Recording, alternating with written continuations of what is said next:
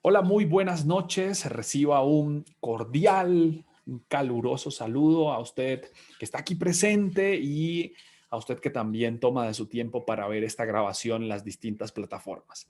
Soy Daniel Hurtado y para mí es un placer, como siempre, cada club de lectura acompañarlo en la lectura y el entendimiento de las secciones de la NIF para las pymes en este caso. Entonces, vamos a hacer una pequeña introducción sobre la sección 4 de la NIF para las pymes. Esta sección habla de la presentación del balance general o el estado de situación financiera. No se va a referir al reconocimiento, a que hace parte del costo, a si utiliza el modelo del costo, se utiliza el modelo de valor razonable, no va a ser ninguna referencia a que hace parte del costo, no va a ser ninguna referencia a cómo reconocer o contabilizar las partidas, solo va a ser referencia a la presentación. Y ahora, como es la presentación, es demasiado importante porque la presentación es la carta, es lo que se muestra a los terceros. Realmente los terceros no están interesados en cómo se reconoció, cómo se acumuló, en cómo, qué cuentas se clasificaron, cómo hizo el asiento contable, si requirió o no un ajuste. El tercero que recibe los estados financieros estará poco interesado en eso.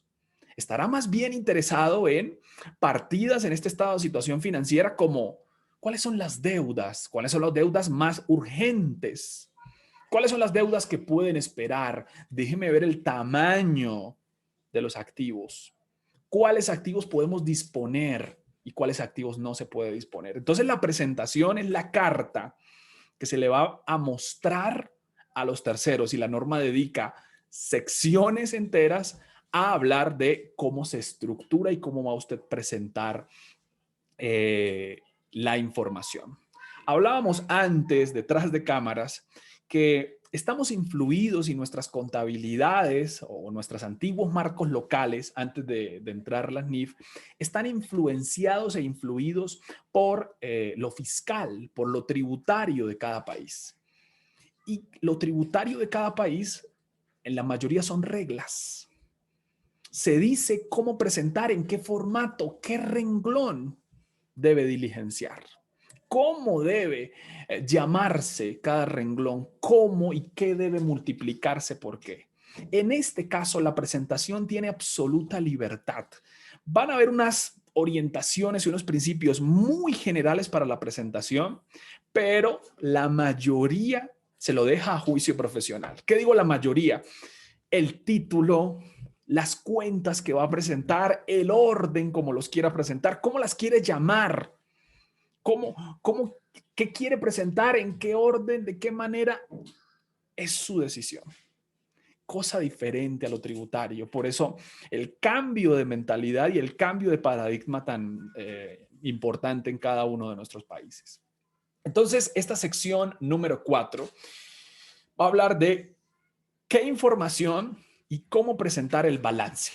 Eso dice el párrafo número 4.1 y empieza a mencionar en el párrafo 4.2 las cuentas, en este caso las partidas, un listado de partidas. Ahora, cuando uno ve un listado de partidas que se van a incluir dentro del estado de situación financiera, uno dice, uy, no puedo presentar ninguno más. No, eso es en lo tributario. Aquí en lo contable, la norma va a decir lo siguiente. Mira, ahí le dejo unas partidas que considero que la mayoría de organizaciones debe tener. Sin embargo, si usted quiere incluir o si quiere dejar de incluir, porque por ejemplo no hay intangibles en esa organización o no hay activo biológico o no hay activos biológicos, pues usted tiene absoluta libertad para hacerlo. Entonces, en ese sentido, vamos a abordar la lectura del párrafo 4, de la sección 4, con cada uno de esos párrafos y vamos a detenernos en una definición que vamos a ver ahora más adelante, que es activos financieros. ¿Sí? Hay otras definiciones que las vamos a dejar para más adelante y nos las vamos a encontrar bastante de seguido, pero las dejamos más adelante. Así que abramos la norma y empecemos con la lectura. párrafo 4.1. Dice, esta sección establece la información a presentar en el estado de situación financiera y cómo presentarla. Está hablando de solo presentación, está hablando de solo la foto, ¿sí? No está hablando de lo que está atrás, de los reconocimientos, de los modelos, solo habla de la presentación. El estado de situación financiera, que a veces, dice entre paréntesis, es denominado, que a veces denominado el balance. Y aquí empieza un primer comentario, y es que usted lo puede denominar como prefiera.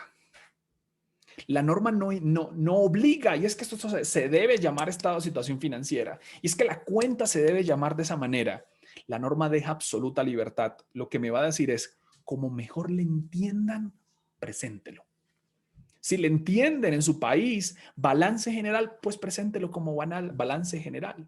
No hay una prohibición. La norma no dice y debe llamarse de esta manera. Absolutamente. Y las cuentas deben llamarse de esa manera. Más adelante vamos a ver que hay libertad absoluta sobre eso.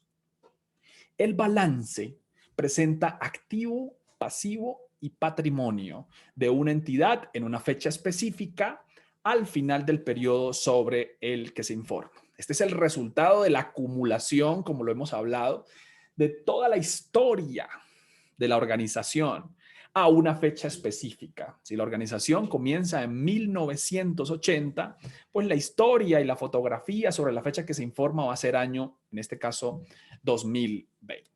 Luego presenta un listado y no puede entenderse esto como un listado forzoso, un listado absoluto. Este es un listado a modo ilustrativo de las partidas que se pueden presentar dentro del balance. ¿Por qué digo que se pueden? Porque algunas pueden ser que las organizaciones tengan actividad y se clasifiquen de esa manera, pero otras actividades pues no las tienen las organizaciones. Por ejemplo, no todas las organizaciones tienen inventarios, por ejemplo.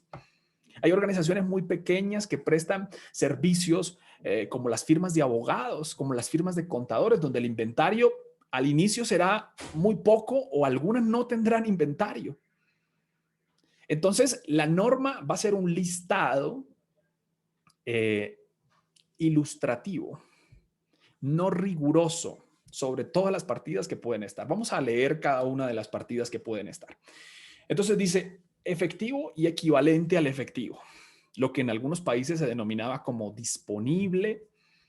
Ahí están los bancos, está el dinero que está en caja, está en esa manera. Deudores comerciales y otras cuentas por cobrar. Algunos países lo denominaban clientes, también está ahí. Activos financieros. Los activos financieros, dice, preséntelos por favor, pero excluya A, B, J y K. ¿Qué quiere decir? Que A, B, J y K son activos financieros. Ese literal C debe denominarse otros activos financieros.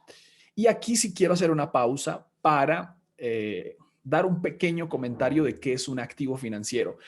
Primero miremos cuáles son los activos financieros. Mira, A, B, J, versiones en asociadas y en otras entidades, y K. Entonces la norma está diciendo, mira, presénteme aquí otros activos diferentes a esos que están marcados aquí en amarillo. Hay otros activos que no son inversiones en asociadas, que no son inversiones en entidades controladas de forma conjunta, que no es efectivo y que no son deudores comerciales y otras cuentas por cobrar. Ejemplo, una inversión en una entidad donde no tengo ningún control, simplemente un banco dijo que iba a emitir acciones y yo compré unas acciones equivalentes a $5,000 y las tengo ahí como para que rente, no para venderlas. Entonces, ¿qué es un activo financiero? Busqué bastante la mejor manera de entenderlo y encontré muchos videos en YouTube, algunos muy, muy valiosos. Y quiero reconocer el buen contenido que hay en algunos videos en YouTube. Un activo financiero es un derecho. El derecho de usar el derecho de tener, el derecho de utilizar un activo. Entonces, lo primero es que para obtener ese derecho, generalmente hay un origen contractual. En otras palabras, quiero tener efectivo, pues Daniel tendrá que de alguna manera obtenerlo vendiendo un producto. Quiero tener un computador, quiero utilizarlo. Entonces, de alguna manera tendrá que celebrar un contrato de compra-venta, ir con un dinero, ¿cierto? Y que le entreguen su computador y tener el derecho de utilizar. Así que los activos son, o los activos financieros en este caso, son derechos, así como todos los activos. Tengo el derecho para tener este computador, para tener este teléfono celular, para tener este micrófono por el cual estoy hablando. Entonces, el derecho para tenerlo generalmente es de origen contractual. Tengo una factura, tengo un documento, tengo un contrato que me posibilita utilizar esto o utilizar el computador. Entonces, los derechos son generalmente de origen contractual. Usted debió hacer algo para tener este teléfono y para tener este micrófono en este caso. Ahora, la gran diferencia de por qué se le agrega el financiero es que esos derechos están sujetos a riesgo, liquidez y rentabilidad. Lo vi en un video valioso de YouTube. ¿Qué quiere decir esto? Si tengo un derecho, si tengo un activo que ya adquirí, tengo el derecho de utilizarlo, tengo una factura que así lo dice, tengo el contrato. Entonces, en este caso, voy a correr un riesgo con ciertos activos. Con el teléfono, el riesgo que se me dañe, que se me deteriore, que se me deprecie. Pero hay otros activos de naturaleza financiera que tienen más riesgos. Entonces, entre ellos está el efectivo. Claro, está el riesgo de que tengan una tasa de inflación muy alta y su dinero pierda valor, ¿cierto?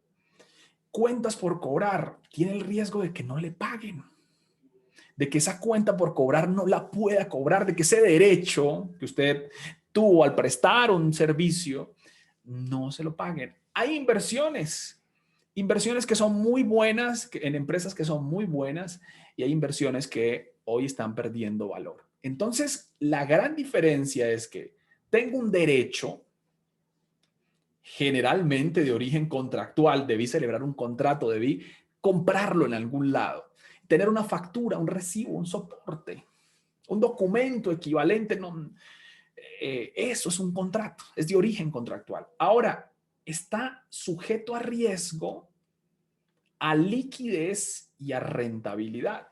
Y hay activos que están más sujetos a riesgo, a liquidez y a rentabilidad que otros.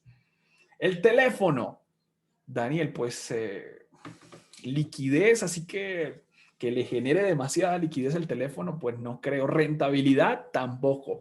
Pero las cuentas por cobrar pueden generar rentabilidad.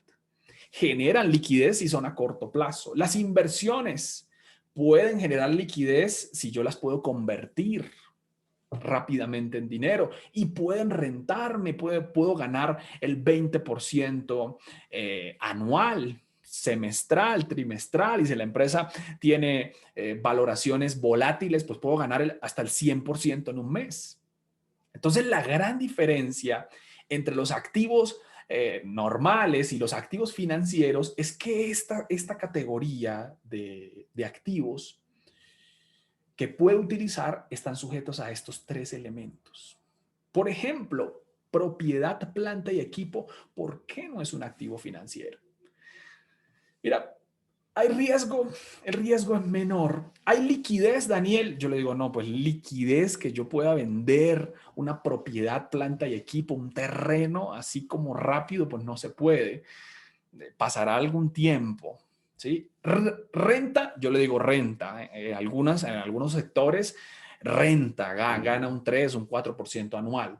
Pero entonces no está tan sujeto al riesgo, a la liquidez y a la rentabilidad, la propiedad, planta y equipo, como si las cuentas por cobrar, las inversiones, los bonos y el efectivo. Entonces, la norma está diciendo en la presentación, dice, Daniel, presénteme los activos financieros que ya le mencioné, todas las inversiones que tengan asociadas, todas las cuentas por cobrar que tenga y el efectivo. Esos son activos financieros. Usted los adquirió seguramente con un contrato, con una compraventa, tiene un soporte, pero estos están sujetos al mercado. Tienen riesgo, liquidez y rentabilidad. Entonces, aclarando eso que dice la norma, volvemos al PDF. Entonces, la norma quiere que le presente aquí los otros activos que sean financieros, distintos a los que están marcados en esta pantalla en amarillo. Generalmente, bonos o inversiones no en asociadas, no en entidades controladas, sino en terceros. En bancos, en el Estado, por ejemplo, bonos del Estado, compré unos bonos del Estado, rentan muy poco, pero son fijos, los compré, muy bien, un activo de carácter financiero. Luego, inventarios, propiedad, planta de equipo, y empieza a hacer unas aclaraciones interesantes. Y dice, mira, Daniel, por favor, vamos a presentar separados ciertos elementos. Usted puede tener propiedad, planta y equipo, pero también puede tener propiedades de inversión. Entonces, quiero que me presente eso separado. Ahora, si usted tiene propiedades que son para su uso normal, pues es la propiedad, planta y equipo. Pero si tiene propiedades de inversión, para ganar una rentabilidad, para arrendar, pues usted tiene dos maneras de medirlas. Como esta norma, esta sección no habla de la medición, lo que sí dice es preséntemela por separado para que la gente se entere que usted tiene dos propiedades de inversión y las dos las está midiendo diferente, porque su política quedó abierta así, dependiendo de la decisión de la dirección. Una entidad puede tener una propiedad de inversión que se mida al costo menos la depreciación menos el deterioro, que es la medición estándar de la NIF para las pymes. Como lo hablábamos en un club de lectura anterior, las pymes no tendrán, o se supone que no tienen el dinero y los recursos para hacer un valor razonable todos los años al finalizar del periodo. Entonces, la norma, pensando en la economía, en el ahorro, pensando en la dimensión de las pymes, dice, pues generalmente usted lo va a medir al costo, lo deprecia y si hubo algún deterioro, pues lo reconoce.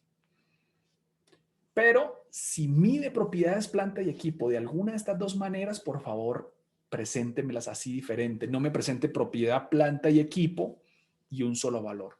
Hágame esa clasificación, esa diferenciación. Es perfectamente válido porque puedo tener dos, y de hecho en el ejemplo que vamos a ver hay dos, pero se clasifican de una manera diferente por su medición. Luego dice, si tiene intangibles, colóquelos. Si tiene activos biológicos, colóquelos, pero otra vez. Los activos biológicos los puede tener al costo, menos depreciación, menos deterioro. Aquí no hay que hacer un esfuerzo desproporcionado, no hay que invertir, no hay que llamar a un experto para que me diga cuál es el valor razonable. Teniendo costos menos depreciación, casi que es un proceso automático que no requiere un esfuerzo en dinero increíble. Pero si tiene activos, por favor, dígame cuáles midió por este modelo y cuáles midió por aquel modelo. Inversiones en asociadas o inversiones controladas de forma conjunta. Entonces, si usted tiene un dinero en una asociada donde es una parte importante, pero no toma decisiones, preséntemelo así, inversiones en asociadas, para saber que usted tiene una cantidad en esa sociedad. O si ejerce influencia significativa, si ya lo controla de forma conjunta, ya tiene usted más del 80%, pues por favor déjemelo saber. Entonces ya hablaremos en su momento de las inversiones en asociadas y las inversiones donde usted sí ejerce alguna influencia porque tiene más del 80, tiene derecho a voto, toma decisiones, pero en una sociedad puede ser que sea un banco y usted dice, tengo estos $60,000, pero pues allá no puedo tomar decisiones, simplemente asisto a, todos los años a las asambleas o a las reuniones para que me actualicen cuál es el valor de mi inversión. Y luego empiezan los pasivos, acreedores comerciales y otras cuentas por pagar, pasivos financieros, y otra vez dice, mira, excluyendo los de el literal L y los del literal P. Entonces, L son los acreedores y P son las provisiones. Pasivos y activos por impuestos corrientes, obligaciones que tenga con la institución de rentas internas o la institución encargada del recaudo de impuestos. Pagos por impuestos diferidos y activos por impuestos diferidos, perdón, pasivos por impuestos diferidos y activos por impuestos diferidos. Estos siempre se clasifican como no corrientes. Es un buen apunte. Cuando lleguemos en su momento a la sección 29, pues vamos a ver con un ejemplo pasivos por impuesto diferido y activos por impuesto diferido y por qué se habla de no corriente. Provisiones, participaciones en no controladoras, patrimonio atribuible y listo. Sale el listado de lo que debería tener el balance general o el estado de situación financiera. Ahora, mire lo siguiente, y lo mencionaba al principio, no es un listado riguroso, es un listado sugerido. Si usted tiene algunas de estas cuentas, bienvenidas. Si tiene la mitad, bienvenido. Si tiene solo una, bienvenido. No es un listado riguroso. Aquí quiero mostrar el módulo 4, que aún no está traducido, y mire cómo ellos hacen una presentación que podemos tomar como ejemplo. Entonces dice, mira, Daniel, aquí están las cuentas. Más adelante la norma va a decir, aquí hay dos clasificaciones muy importantes. Tan importante como la comparabilidad, que es una de las características fundamentales para tomar decisiones, también necesito una segunda presentación. Y la segunda presentación es que esto me lo divida en dos, en lo corriente y lo no corriente. Básicamente, el que va a tomar decisiones, toma decisiones viendo comparaciones y viendo si son corrientes o no corrientes. Básicamente es lo obligatorio de la norma. Entonces, miren lo siguiente, cómo lo va a mencionar la norma. Dice, mira, Daniel, si usted tiene propiedades de inversión y algunas las tiene al valor razonable y otras las tiene a los costos menos depreciación, menos deterioro, pues por favor preséntemelo de esa manera. Nótese la libertad que hay. Lo que quiere la norma es que básicamente darle una palmada en la espalda y le dice, mira, Daniel, confío en que usted lo presente de la mejor manera, como crea que es más útil. Así que no hay un formato establecido. No lo hay. Si usted mide inversiones por el valor razonable o por costos menos deterioro, por favor, déjenme verlo. Si usted tiene dos tipos y los mide diferente, déjenme ver porque eso es útil. No me diga que las propiedades de inversión son 150,000. Porque ahí la persona puede estar diciendo, ah, pero mira, hay unas que se miden al valor razonable y hay otras que se miden al costo y pueden tomar una mejor decisión si ve eso así separado. Dice, ah, pero las que se miden al valor razonable son el doble, casi el doble de las que se miden al costo, menos la depreciación, menos el deterioro, y puede tomar decisiones. Así como las decisiones le pueden venir por la comparación, porque en este caso son 70,000 y en el otro año subieron a 102, ahí se pueden tomar decisiones con la comparación. También se pueden tomar decisiones por esas clasificaciones de cómo vienen medidas. Entonces, hay absoluta libertad Lo único es corriente y no corriente y lo comparativo. Ya vamos a volver más adelante a este ejemplo que presenta el material de entrenamiento. Entonces ahí están las cuentas. De hecho, ellos no presentan todas las cuentas. Aquí hacen falta o incluyen otras cuentas, ¿no? Entonces, eso va a depender. Insisto, este listado no es obligatorio, sino más bien es ilustrativo. Ilustrativo. Listo. Luego dice el párrafo 4.3, me gusta este párrafo. Cuando sea relevante para comprender la situación financiera de la entidad, esta presentará en el estado de situación financiera partidas adicionales, encabezamientos y subtotales. Entonces, la norma le dice, mira, si hay otras partidas que yo no incluí ahí, por ejemplo, libertad. Si quiere cambiar el formato para que se entienda mejor, si quiere incluirle encabezados, esto aquí está. Si quiere incluirle encabezados, como en este caso, inversiones en asociadas, hágalo. Si quiere incluirle subdivisiones, si quiere presentar el inventario y presentarlo de dos maneras, puede hacerlo. Que inventario que está disponible, que inventario que está en proceso, puede hacerlo. Adelante, siempre y cuando usted diga es útil. Pero, por ejemplo, si hay una partida de 2.000, en este caso, en este contexto, pues bueno, presentarlo por categorías puede ser inadecuado. Pero más bien, sí sería muy bueno presentarlo si usted lo cree que es conveniente, que es útil, decirle, oye, estos 312.000, al menos dígame qué está en caja y qué está en bancos. Si quiere hacerlo en la presentación, lo puede hacer en la presentación. Si quiere hacerlo en las notas, lo puede hacer en las notas. Vamos a ver en esta norma que hay libertad para o bien presentarlo en notas, en revelaciones, o bien presentarlo en el mismo cuerpo del estado de situación financiera. Hay absoluta libertad. Insisto, la premisa es, como mejor lo entiendan, preséntelo, Daniel. Avanzamos en la lectura. Entonces dice, incluya los encabezamientos, los subtotales, todo lo adicional que quiera está bienvenido. Listo.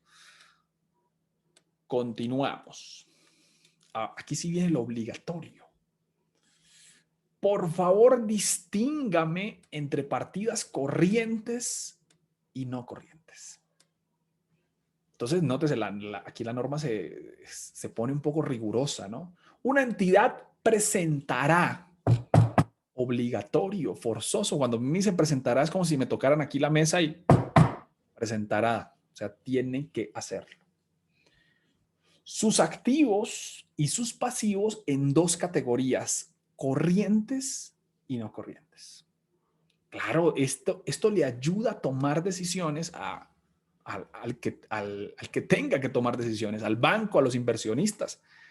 Si usted le presenta todo en orden y entonces empieza el efectivo, el inventario, las cuentas por cobrar, las cuentas por pagar, y no le identifica lo corriente y lo no corriente, las decisiones se van a dificultar. Son complejas, va a ser más complicado. Oye, ¿y qué parte de las cuentas por cobrar los clientes son a corto y qué parte son a largo plazo?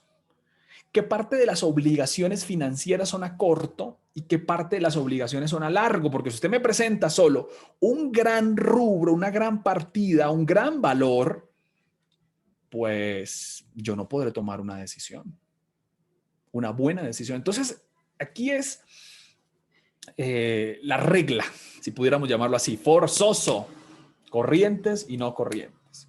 Y siempre hay una excepción, dice, de acuerdo con los párrafos 4.5, que viene más adelante, a 4.8, excepto cuando una presentación basada en el grado de liquidez proporcione una información fiable que sea más relevante.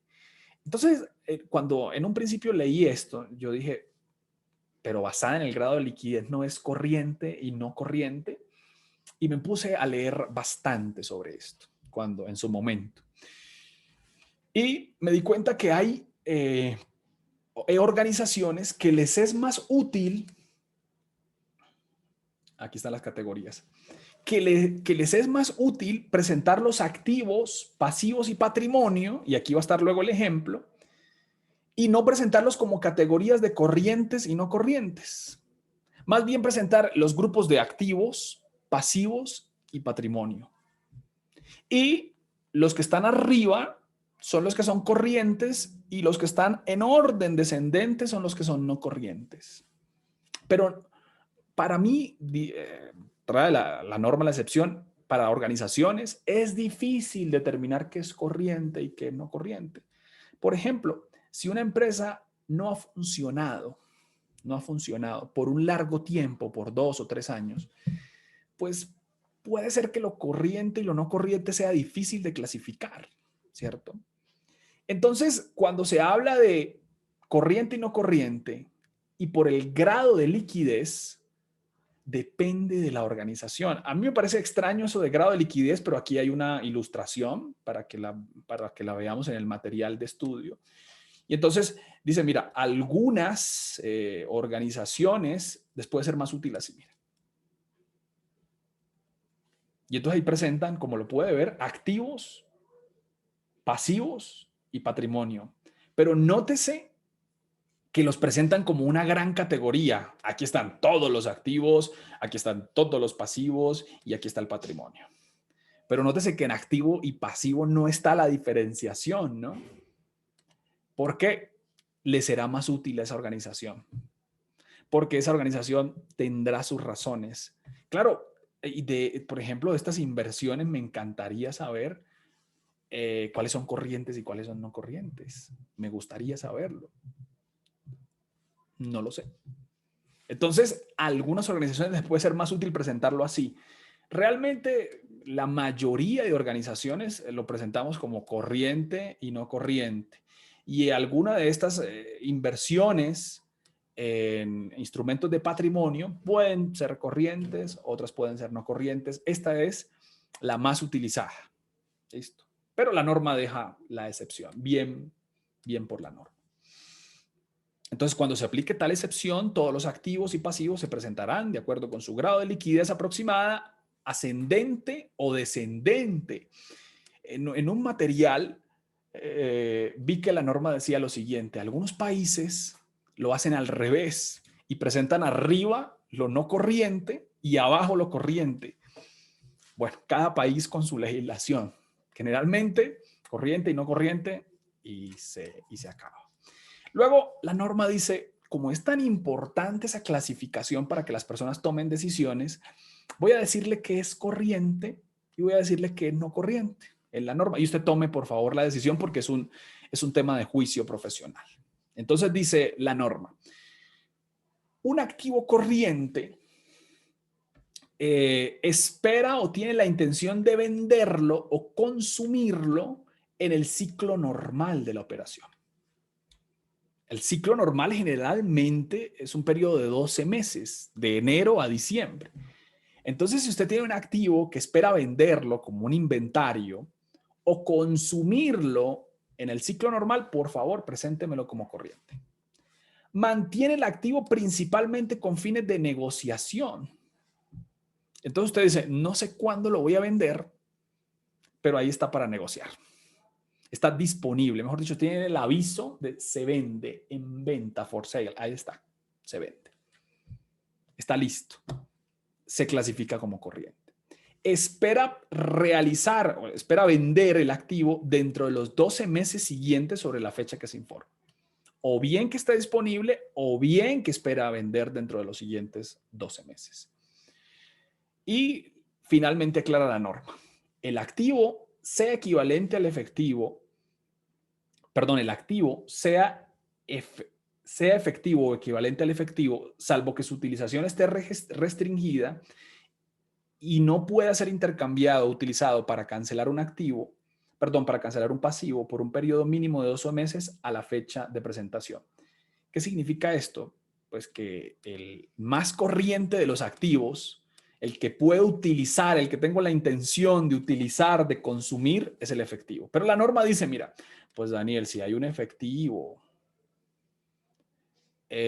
usted lo clasificará como no corriente si hay una restricción o si no lo puede utilizar.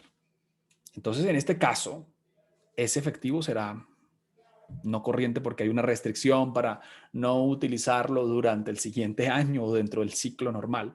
Pero es una excepción también. Muy pocas organizaciones tienen ese tipo de efectivos restringidos. Algunas, por decisiones administrativas, lo dejan. Entonces, la norma dice, el efectivo que es el más corriente de los activos, que está a la vista, que puede hacerse líquido cada vez que usted lo desee, puede ir a comprar y hacerlo líquido, ese puede tener alguna restricción. Listo. ¿Y por qué esta norma está llena de principios? Mira, por esto me sorprende. Y no de reglas. Si fuera un libro tributario, un estatuto tributario, una ley tributaria, no definiría activo no corriente de la siguiente manera, dice, pues clasifique todos los demás como no corrientes. Traducción, los que no cumplan con esto, pues son no corrientes. Esto es lo que hace la norma diferente, lo que lo hace basado en principios y no en reglas. Si esto fuese un conjunto de reglas, diría lo siguiente: una entidad clasificará los siguientes activos como no corrientes y vuelve todo esto, no espera consumirlo dentro, no lo mantiene, etcétera, etcétera. Pero la norma le dice, utilice su juicio. Si no cumple con esas definiciones, pues es no corriente. Y también haciéndolo pragmático, práctico, ¿no? Al estilo de Londres. Entonces, cuando el ciclo normal de la operación no sea claramente identificable, se supondrá que su duración es de 12 meses. Cada vez que diga ciclo normal, se entiende, si es difícil de determinarlo, como 12 meses. Y dice lo mismo para pasivo corriente. Solamente pues que aquí cambia la naturaleza, ¿no? Una entidad clasificará un pasivo como corriente cuando espera liquidarlo, mantiene el pasivo para fines de negociación. El pasivo debe liquidarse dentro de los siguientes 12 meses. O la entidad no tiene un derecho incondicional para aplazar su cancelación en los siguientes 12 meses. Quiere decir que es corriente si firmaron un contrato y el contrato dice, mira, este activo se liquidará este pasivo, perdón, se liquidará sin prórrogas 8 meses. A los 8 meses de vencidos nos deben pagar ese dinero. Y usted debe pagar ese dinero a los 8 meses. Pero si tiene la posibilidad de una prórroga, 8 meses, salvo que las partes acuerden otros 8 meses siguientes. En ese caso puede clasificarse como no corriente. Eso es lo que quiere decir la norma. Si usted no tiene esa posibilidad, esa prórroga, ese poder ir más de cierto tiempo, pues si son 8 meses, pues son 8 meses. Improrrogables, no puede ir más allá. Entonces, una entidad, otra vez, clasificará todos los demás pasivos como no corrientes. Perfecto. Listo. Entonces, la clasificación más importante de corriente y no corriente termina allí y luego la norma entra a dar otros elementos que son importantes. Ya tiene que ver cómo lo presenta, como la forma como clasifica, la forma como divide cada una de las partidas. Aquí viene a continuación. Dice, ordenación y formato de las partidas del balance general. Dice, mire lo que dice, un comentario que no lo vi en el párrafo 4.2 y esperaba verlo en el 4.2. Esta norma no prescribe, no obliga, para tener la otra traducción, ni el orden ni el formato en que tienen que presentarse las partidas. Bueno, lo cierto es que habla de corriente y no corriente. pero no prescribe ni el orden como deben presentarse, ni el formato. Páseme, por favor, el formato en Excel para presentar un estado de situación con NIF para pymes. Yo le digo, esto es libertad. Esa camisa que está aquí, usted la puede probar. Y si le queda buena, quiere decir, si su empresa tiene todas esas actividades, bienvenido. Pero si quiere cambiarlo, cámbialo. Mire, la norma le está diciendo, en palabras como habla la norma, esta entidad no prescribe, esta entidad no obliga a presentarlo en un formato, ¿sí? Y luego aclara, el párrafo 4.2, que fue el que nos dio todas las partidas, simplemente proporciona una lista de partidas que son suficientemente diferentes por el tipo o por la entidad. Entonces está queriendo decir que ese párrafo 4.2, que contenía todas las cuentas, las partidas, ¿cierto? Dice, nosotros lo hicimos, ¿sí? Porque creíamos que cada cuenta era muy diferente a la otra. Por eso lo clasificamos de esa manera. Pero usted puede tomar la decisión. De hecho, la norma va a decir, mira, si por el tamaño, algunas partidas son muy pequeñas, clasifíquelo como otros activos. Y está bienvenido siempre y cuando en la nota, en la revelación, haga la suficiente ilustración. Puede hacerlo. Eso es lo que me va a decir aquí la norma. Dice, como para justificar su presentación por separado. Entonces, ellos están diciendo, yo le incluí ahí un listado y creemos que son cuentas muy diferentes, pero la decisión la toma usted de cómo presenta. Sigue diciendo, perdón, la norma. Se incluirán otras partidas, ojo, cuando el tamaño, naturaleza o función de una partida o grupos de partidas similares sea tal que la presentación por separado sea relevante para comprender la situación financiera. Libertad. Si usted cree que es importante otra partida de las que ya se hablaron en el 4.2, hágale. Adelante, por favor. Preséntela. Si usted cree que presentarla como otros activos es demasiado, es poco pertinente y cree que esa cuenta representa por lo menos el 20%, que es un estándar de importancia, algo que sea menos del 20, uno dice, bueno, puede ser que no sea tan importante, pero si representa más del 20 del activo, entonces es mejor que lo deje por separado. ¿Por qué? Porque hay entidades que su cuenta otros activos representa el 40% de los activos. Uno dice, pero ¿qué pasó? Mejor presénteme ahí otros activos. ¿Cuál es tan importante? ¿Sí? Entonces la norma dice, ese listado lo dejé a modo ilustrativo, usted inclúyele, por favor.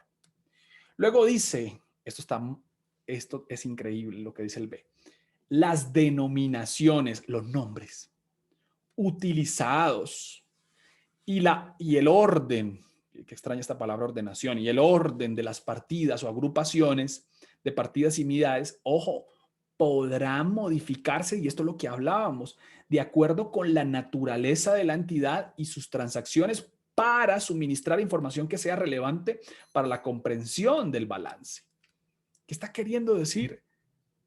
Si quiere cambiarle los nombres porque las personas lo entienden mejor, hágale.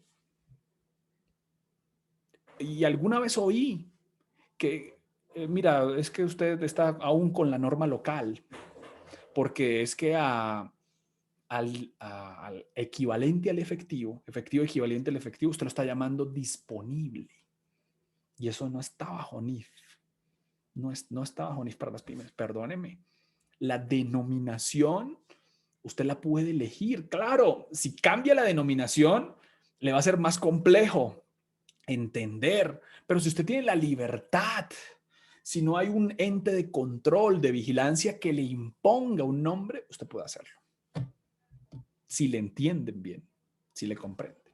Listo. Luego dice párrafo 4.10. La decisión de presentar partidas adicionales por separado se basará en una evaluación de todo lo siguiente. Entonces usted dice, mira, hay una cuenta que no está, una partida que no está en ese listado, ¿cierto? Entonces la norma le dice, considere esto, mira.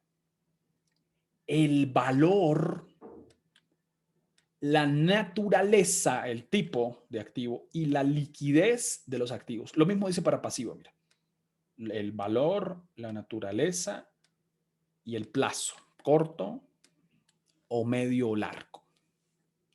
Entonces dice, si usted va a presentar otra, pues por favor, que el valor sea material, el tipo de activo y clasifíquemelo en los dos tipos que tengo, en lo corriente y lo no corriente. La función de los activos dentro de la entidad, porque es muy importante ese activo, lo voy a presentar de forma separada. Mira, es una propiedad, planta y equipo, pero es que la propiedad, planta y equipo más importante es un terreno. Y ahí lo voy a presentar, preséntelo. O es una máquina que vale casi 3 millones de dólares. Preséntelo por separado y no en el gran grupo de propiedad, planta y equipo. Usted quiere presentarlo de esa manera, por favor, hágalo dentro del cuerpo del estado de situación financiera. Válido. Y luego, la norma dice lo siguiente. La última parte de la norma habla de la revelación. Habla de mostrar, es que las revelaciones son el vínculo de comunicación entre el preparador de estados financieros y el tercero. Es el único vínculo. El estado de situación financiera para la mayoría de nosotros, contadores, no es suficiente. Siempre que uno ve un estado de situación financiera o un estado de resultados, va a decir, ¿y las notas para leerlo? Las revelaciones para entenderlo mejor. Entonces, sobre las revelaciones, pues un cambio tremendamente significativo en nuestros países. Estábamos acostumbrados a presentar las revelaciones como meras subcuentas, como meros detalles, como meros terceros, y eso está perfecto, está excelente, claro que sí, así tomo mejores decisiones. Sin embargo, necesito saber otros detalles que también son importantes, así como los terceros. Necesito saber que me cuente varias cosas. Y los párrafos siguientes hasta terminar, va a hablar de comunicaciones, de detalles en el estado de situación financiera. Entonces dice, mira, una entidad revelará, ya sea en el estado de situación financiera o en las notas. Esto me parece increíble que dé la opción y dice, porque son muchos detalles que vienen a continuación. Dice, usted lo puede presentar en el cuerpo del estado de situación financiera o en las notas. Y algunos detalles, pues son muy extensos para presentarlo dentro del estado de situación financiera. Entonces la norma dice, tome usted la decisión. Si son muy cortos, si son 2 líneas, preséntemelo. Pero si no, déjelo allá en las notas. Entonces dice, propiedad, planta y equipo en clasificaciones adecuadas a la entidad. Y aquí voy a abrir el módulo de entrenamiento que me va dando un ejemplo por cada uno de estos elementos. Entonces estamos en el párrafo 4.11. Ya vamos a llegar allá a 4.9. Este es el párrafo 4.11. Entonces esto es muy interesante porque por cada letra, por cada literal, va siendo el ejemplo. Entonces dice, mira, por favor, presénteme la propiedad, planta y equipo en clasificaciones adecuadas a la entidad. Entonces ahí dice, deme el detalle. Si no es muy largo, preséntemelo dentro del balance. Y entonces ahí dice, mira, ahí están las propiedades, planta y equipo, la maquinaria, los vehículos, el equipo de oficina, preséntemelo por favor. Pero si es demasiado extenso, pues déjemelo en la nota. Es su decisión, pero sí es bueno que me clasifique por favor la propiedad, planta y equipo. Sobre todo si tiene una propiedad, planta y equipo tan variada como esta. A medida que la empresa crece, la propiedad, planta y equipo va clasificándose y variándose en diferentes partidas. Luego dice la norma. Por favor, los deudores. Los deudores, preséntemelos, por favor, también separados. Y sobre todo separados porque tengo miedo, dice la norma. Tengo miedo de que ciertos deudores, ¿sí?, se vayan a confundir dentro de una gran bolsa llamada cuentas por cobrar o deudores comerciales. Si usted me presenta solo todo ese montón de partidas, todo ese montón de terceros, no, tal vez no puedo tomar una buena decisión. Entonces, sepáremelo, por favor, si usted tiene cuentas por cobrar con sus hermanas, con subsidiarias, con empresas de la misma matriz, del mismo dueño. Déjenmelas ahí por separado. ¿Por qué? Porque alguien que vaya a tomar decisiones va a decir, uy, pero vamos a adquirir, vamos a invertir, pero mira, este le debe, pero estos son hermanos, hacen parte de la misma organización. Déjeme también separado los otros que son terceros, que son cuentas por cobrar comerciales de otros terceros, normales, comunes y corrientes. Déjemelo, por favor, también separado. Y también déjeme separado cuentas por cobrar que surgen de ingresos acumulados o devengos todavía no facturados. Mira, esto me lo deben, pero aún no lo hemos facturado. Nos dieron un anticipo. Esto déjenlo registrado de esta manera, ¿sí? Entonces, aquí está el ejemplo por cada uno de estos elementos del literal B. Aquí mismo. Entonces, B. Y aquí están las clasificaciones. En este caso, decidieron presentarlo en notas. Dice, mira, la nota número 10 va a haber el detalle de las cuentas por cobrar. Y entonces aquí dice, estas son las cuentas por cobrar normales, con terceros, pero estas son las cuentas por cobrar con partes relacionadas. Las dejo ahí aclaradas. Y estos son los anticipos que nos entregaron y esto pues aún no se ha facturado. Deje los detalles que quiera dejar, por favor. Pero insisto, perfectamente esta clasificación, si no se hace inmanejable, impresentable, si no es así, perfectamente esto se puede hacer en el cuerpo del balance o del estado de situación financiera. Perfectamente se puede hacer ahí. Y sigue la norma dando recomendaciones, buenos consejos para presentar, por favor, los inventarios. Déjeme las categorías que quiera dejar. Yo le sugiero 3, dice la norma. Mira, los que van normales, el inventario para vender normal, los que están en proceso de producción y lo que esté en forma de materia prima. Si tiene más categorías, excelente. Si no puede hacer esa clasificación, pues va a ser complicado, ¿no? Porque todo el mundo va a pensar que el inventario está listo para vender, pero no, es que está en proceso de producción y está en forma de materia prima, pero es inventario, entonces dificulta las decisiones. Ahora, para hacer estas clasificaciones, pues debo tener un sistema contable, un software contable, un sistema de información, pues lo suficientemente preciso y detallado. Y esto no puede ser manual. Será complejísimo cuando tenga que hacer eso manual. Mira este inventario que es disponible para la venta. Este está en proceso de producción manual. Entonces aquí se necesita lo robusto de los sistemas, lo suficientemente detallado, porque si yo no tengo el detalle, mira cómo lo voy a presentar. ¿Cómo presentaré yo el inventario si tengo un sistema que no me acompañe? Lo presentaré así, mira, en el estado de situación financiera. Inventarios, 266,000. Y así lo dejo. Claro, lo que es valioso saber es que en este caso, el inventario que ya está listo, el que ya está listo, claro, representa casi el 80% del inventario. Pero el que está en proceso representa un 16-17%.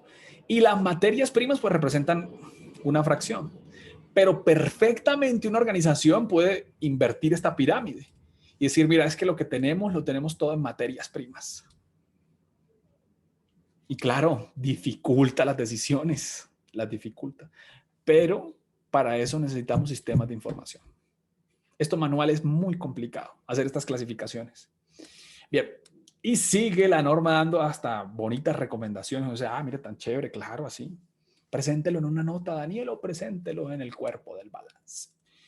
Y sigue diciendo, las cuentas por pagar también, así como las por cobrar, pues por favor díganme cuáles cuentas por pagar son con hermanos, con partes relacionadas, cuáles son con proveedores normales y cuáles son otros tipos de categorías de cuentas por pagar. Por favor, preséntemelo. Entonces la norma, perdón, el material de entrenamiento, ahí hace la suficiente ilustración sobre los pasivos en este caso. Listo. Y por último habla de las provisiones por beneficios a empleados, que son en ocasiones las más normales. Y si hay otro tipo de provisión, por favor déjenmela ahí detallada. En las notas o en el balance, como prefiera. Listo. Y para terminar, porque quedan muy pocos, queda una hoja. Vamos a leerlo lo más rápido. También hace una ilustración y hace un detalle increíble sobre el patrimonio. Y dice Daniel, en el patrimonio, detalle lo que más pueda. Haga los detalles con cuántas acciones comenzaron, cuántos socios se incorporaron, cuánto fue el capital suscrito, cuánto fue el capital pagado, con cuánto se comprometieron y por favor déjeme eso lo más detallado. Esto generalmente es en las notas. Entonces empieza diciendo lo siguiente, 4.12. Una entidad con capital en acciones revelará, ya sea en el estado de situación financiera o en las notas, otra vez libertad, para cada clase de acciones, el número de acciones autorizadas, el número de acciones emitidas. Emitimos 2 acciones o 3 acciones para los 3 hermanos. Ok, por favor deje eso. ¿Pagaron eso? Cada una equivalente a $500,000. Ok. ¿Pagaron o simplemente está en el papel y se comprometieron a cada uno una acción y no han pagado? ¿O cómo funciona? Las acciones emitidas pero aún no pagadas en su totalidad. Entonces, todos esos son detalles que enriquecen y aportan a la toma de decisiones. Porque si usted presenta el número de acciones, pues ahí puede haber $1,500,000. ¿Y eso está pagado o eso nada más está ahí? Preséntelo por favor en las notas. El valor nominal de las acciones o las que no tengan un valor nominal. Una conciliación entre el número de acciones en circulación al principio y al final del periodo. Todo esto vamos a verlo en el ejemplo inmediatamente. Vamos a avanzar de una vez al ejemplo. Entonces aquí viene el patrimonio. Entonces, Daniel, detállemelo lo que más pueda, por favor. Si hay algo que deba ir al otro resultado integral, como en este caso la revaluación de activos, pues déjelo por favor ahí y hágale una nota o preséntelo separado dependiendo del caso. Y empieza con el patrimonio, párrafo número 4.12. Esta es lo que llama la norma la conciliación. Entonces, si algo cambió o si no, déjelo ahí. ¿Cuántas acciones ordinarias tenían? 2,800 acciones teníamos. Ok. ¿Cuántas se emitieron durante el periodo? 200. ¿Con cuánto terminan a hoy que están presentando ese estado de situación financiera? Con 3,000 acciones. Esto es importante para tomar decisiones. Ah, muy bien. Entraron algunas personas, emitieron acciones y luego, ¿esas 200 se pagaron o nada más se emitieron? También sería bueno dejarlo dependiendo de la organización. Entonces aquí lo que va a dar son detalles sobre el patrimonio, sobre cómo está conformado y sobre todo si hubo cambios en las acciones. ¿Sí? Bien. Y luego el párrafo 4.13. Una entidad sin capital en acciones, esto es del dueño nada más y él, esto está sin capital en acciones, no hay acciones, él es el dueño. tal como las que corresponden a una fórmula societaria o subsidiaria, revelará la información equivalente a la requerida en el párrafo 4.12, o sea, el mayor detalle sobre el patrimonio, mostrando los cambios producidos durante el periodo en cada una de las categorías del patrimonio, los derechos, privilegios y restricciones a cada una. Francamente no entendí este párrafo, así que me debí ir al material de entrenamiento. Y el material de entrenamiento no es otra cosa que una nota. La nota que diga, mira, este es el capital que se tiene, ¿sí? Pero sobre este capital hay una restricción y son las famosas reservas. Hay una reserva del 15% para esta función. Hay una reserva obligatoria de este país de tanto por ciento. Hay otra reserva obligatoria por un contrato que se hizo con un banco del tanto por ciento. Entonces, básicamente, como no hay patrimonio, como no hay acciones, pues por favor deje el detalle de las restricciones, si lo hay, en una nota. Entonces, párrafo 4.13, deja la nota aquí. La nota que está diciendo, mira, entonces vamos a dejar una provisión del 10%, pero también vamos a dejar una provisión del 15%. Ahí puede terminar, pero pues este ejemplo muestra cada uno de las ilustraciones. Y dice, mira, así calculamos cada una de las provisiones que están presentadas aquí en el patrimonio. Presentamos 1.290. ¿De dónde se tomó esa provisión? El 10% correspondiente, así que al 31 de diciembre, este es nuestro patrimonio. Entonces, la norma lo que dice es, ese realmente es un patrimonio restringido, así como el activo restringido tenía un montón de restricciones y así se lo aplica la norma, pues en el patrimonio también pueden haber muchas restricciones. Sí, se presentan 2.115. Ah, ok. ¿Y se puede disponer de los 2.115? No, no se puede. No, porque hay una reserva constitucional por el 15%. Entonces déjele claro eso para que la persona tome las mejores decisiones. Y párrafo 4.14, aquí está el párrafo 4.14, que es el último de los párrafos, dice algo bien interesante. Dice, mira, creo que lo legal, creo que lo correcto es si alguno de los activos que se presentan allá como propiedad, planta y equipo tiene algún compromiso, se van a vender, es mejor que lo diga. Porque no es justo, no es que sea ilegal, pero no es justo, no es correcto que usted presente un montón de propiedad, planta y equipo, maquinarias, y lo tenga comprometido ya. Y no diga nada al respecto. Simplemente lo presenta ya como no corriente y listo. Entonces, si eso se presenta, por favor, lo correcto, lo adecuado, es que si ya eso está vendido, para el año siguiente, pues déjelo en una nota, porque eso no creo que esté en el cuerpo del balance. Entonces, lo que está diciendo aquí la norma es la descripción de los activos y pasivos que tienen ese acuerdo vinculante, un contrato, la descripción de los hechos o cómo se dio la negociación y, por favor, el valor, para que alguien que tome los estados financieros dice, pero lo que está allá, van a vender la mitad. Válida la aclaración. Imagínense no hacerla. Se estaría ocultando un evento importante. Así que veamos, por favor, la nota ilustrativa. En el módulo número 4, aquí está la nota.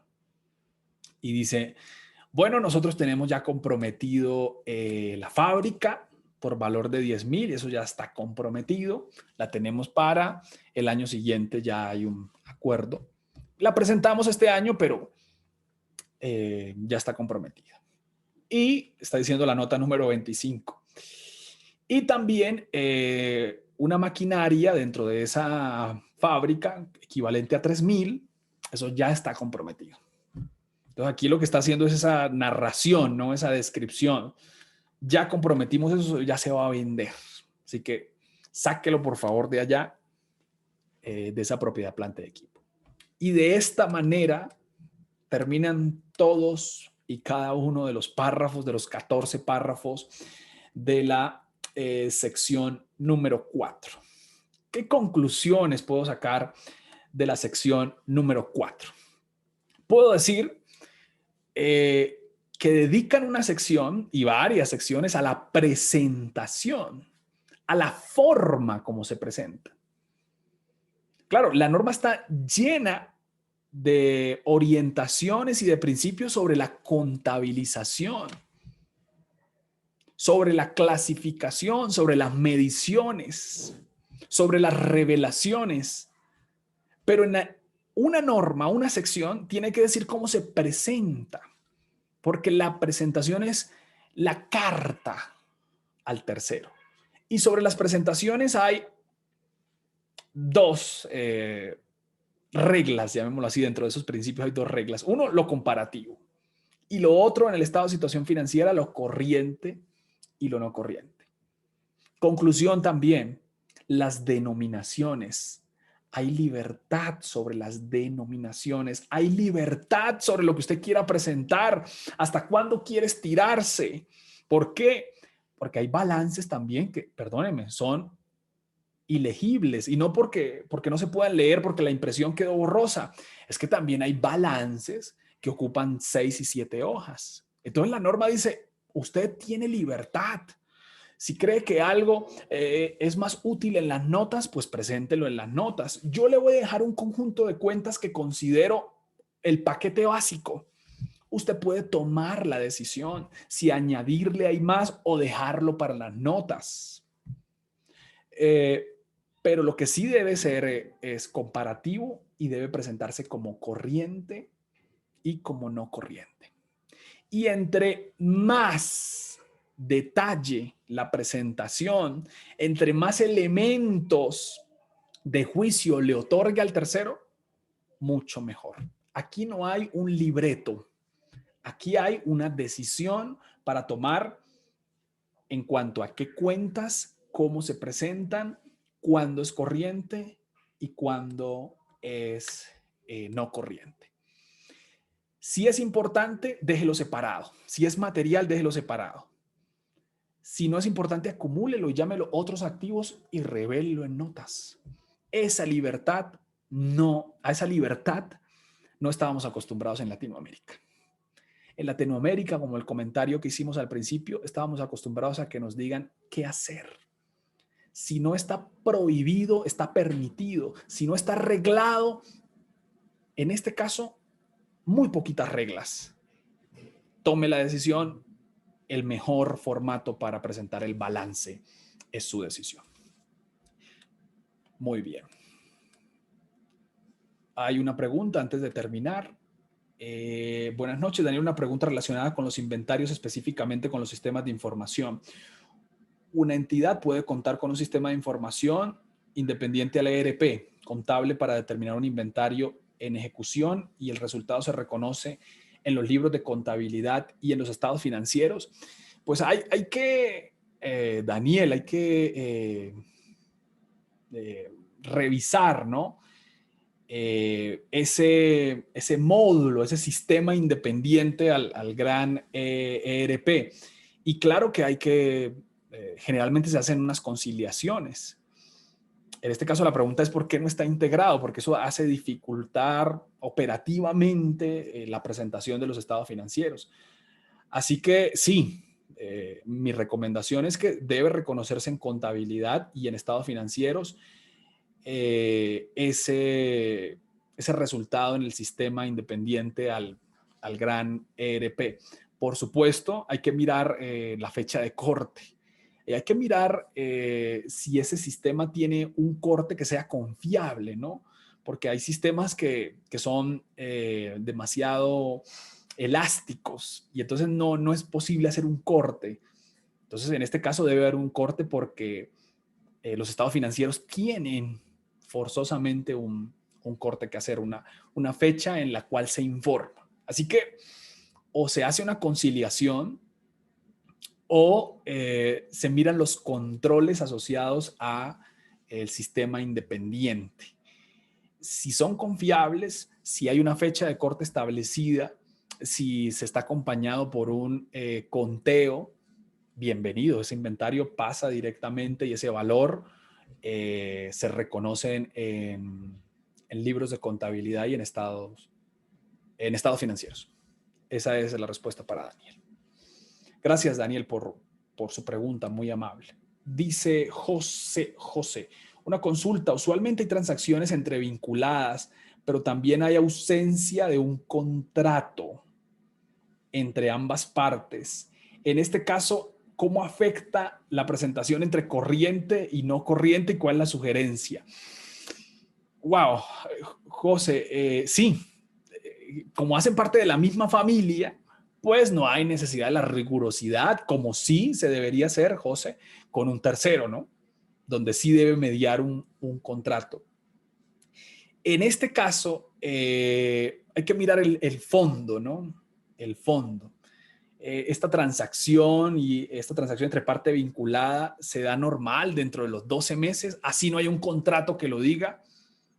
Entonces, hay que mirar como el ciclo normal, José, de esas transacciones entre partes vinculadas. Si el ciclo normal es menos de 12 meses, corriente, pero si tiene dudas, es mejor que lo deje como no corriente. Daniel, mira, a veces se da como corriente y a veces no corriente. Si tiene certeza, José, déjelo como corriente, si tiene certeza. Si tiene dudas, a veces son 3 años, a veces son 14 meses, a veces son 16 meses, déjelo como no corriente.